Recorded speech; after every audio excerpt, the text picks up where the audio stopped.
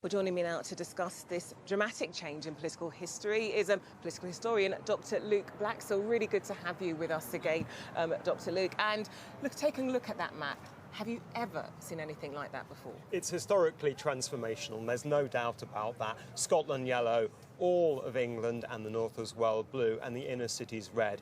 We've seen previous landslides before, 1983, 1945, 1947, which have still had the quintessential old 20th century divide, north versus south, rich versus poor. This election has confined that 20th century map to becoming a historical artefact. In terms of how things have changed for Labour as well, what did you spot there?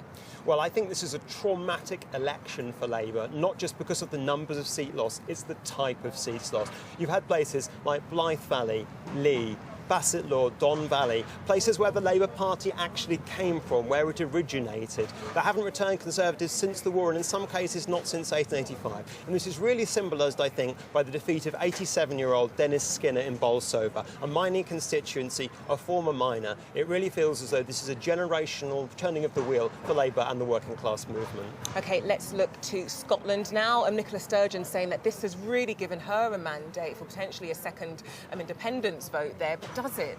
Well, I think there will be an argument about mandates here. The SNP have picked up a handsome haul of vote share and seats, and clearly they will argue that IndyRef 2 is inextricably interrelated to Brexit. However, the unionist parties will say, well, hold on, Nicola, it's not quite all about that. There were other issues here. And also the SNP, 45% of the vote, that's excellent. They were still outpolled by the unionist parties. And so there's going to be an argument about that for some time. OK, what about the argument over Brexit? Do you think this was a Brexit election? Clearly, it would be ridiculous, I think, for anyone to pretend that Brexit has not played an enormous issue in this election. There's a very considerable correlation between where the Conservatives have done well and a high Brexit Party vote share, and also converse for Labour to a lesser extent the Lib Dems. But one thing I would say, if you look right back into electoral history, into 2001, this decline in the Labour vote share in these manufacturing and industrial working class places in the north was seen then. It's just taken this long to finally turn those seats blue and for the red wall to finally be breached. Well, an excellent time to be a political